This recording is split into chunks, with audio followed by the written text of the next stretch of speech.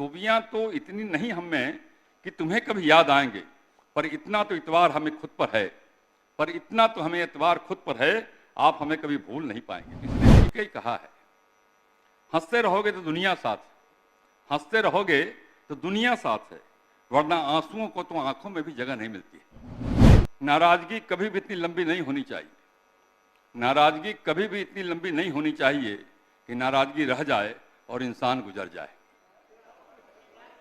आज जब यह सत्र संपन्न हो रहा है तो मेरे हृदय में एक मिश्रित भावनाओं का तूफान उमड़ रहा है।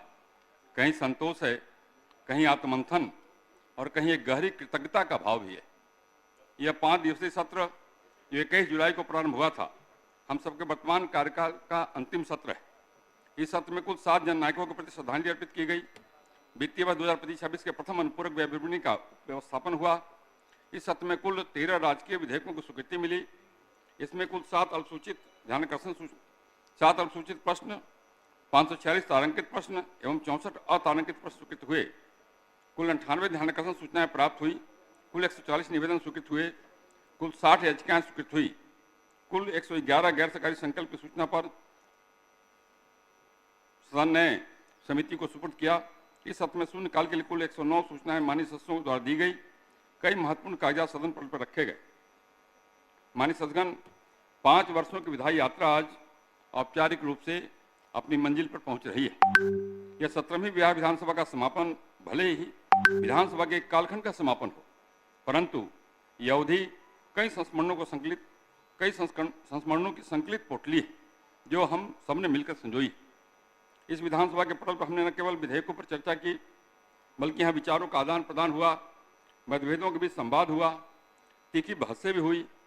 लेकिन लोकतंत्र हमेशा जीवंत रहा, यह आवश्यक भी है। किसी ने ठीक ही कहा है, नाराजगी कभी भी इतनी लंबी नहीं होनी चाहिए, नाराजगी कभी भी इतनी लंबी नहीं होनी चाहिए कि नाराजगी रह जाए और इंसान गुजर जाए। सबके लिए इन 5 वर्षों में हमने विभिन्न सामाजिक, आर्थिक, शैक्षिक और स्वास्थ्य से जुड़ी नीतियों पर विचार किया। महिला सशक्तिकरण से लेकर युवाओं के कौशल विकास तक, कृषि सुधार से लेकर डिजिटल प्रशासन तक, आप सभी जनप्रतिनिधियों के सक्रिय सहयोग से हमने विधानसभा की भूमिका को जनसेवा के एक प्रभावी मंच के रूप में सशक्त किया है। यह भी सच है, हर कार्यकाल में कुछ इच्छाएं अधूरी रह जाती, कुछ योजनाएं आकार लेती हैं, कुछ चर्चाएं आगे की विधायिका के लिए अधूरी छोड़ दी जाती है।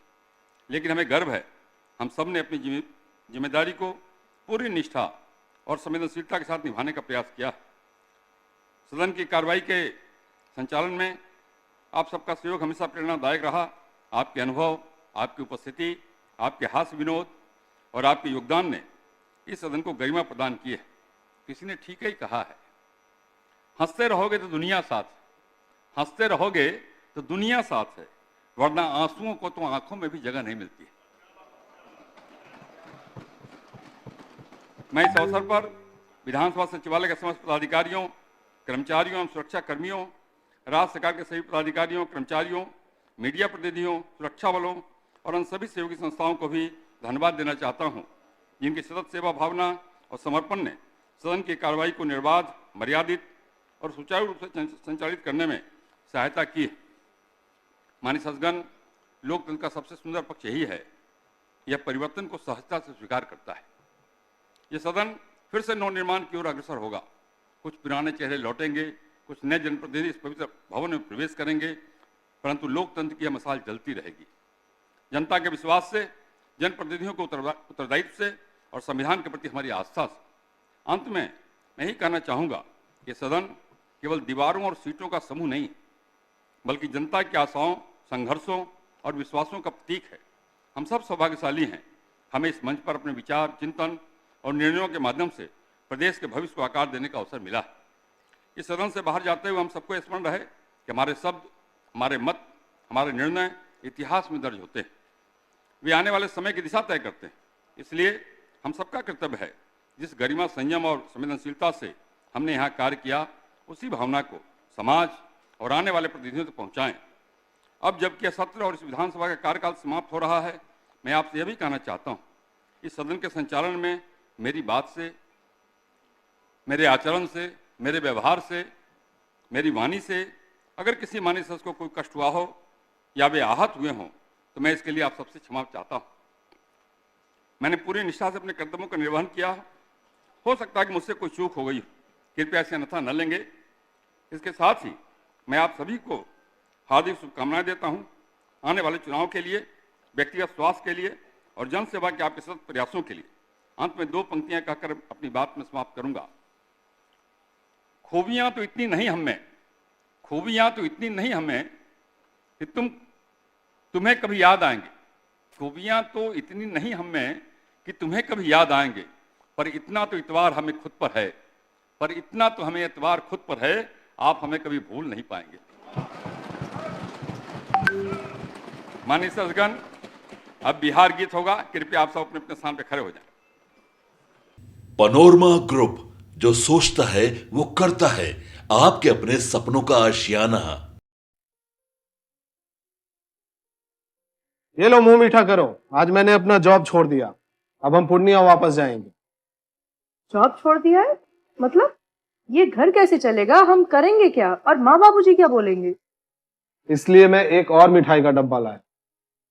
अपने बिजनेस के लिए लोन अप्रूव हो गया। अरे लोन अप्रूव हो गया वो तो ठीक है, लेकिन पूर्णिया में हम रहेंगे कहाँ? अपना घर भी तो नहीं है वहां। इसलिए तो एक और मिठाई का डब्बा अलग से लाया हूं। हमने पूर्णिया में घर ले लिया है, पूर्णिया के ई होम्स पैनोरमा में। पूर्णिया में पैनोरमा ग्रुप लेकर आए हैं ई होम्स पैनोरमा। बड़ा घर, आलीशान जिंदगी और अत्याधुनिक सुविधाओं के संग। अरे अरे, अब क्यों मुंह मीठा करवा रही हो? क्योंकि हम घर वापसी जो कर रहे हैं। घर वापसी की खुशी पूर्णिया में ई होम्स पैनोरमा के संग। ई homes panorama, luxurious lifestyle redefined.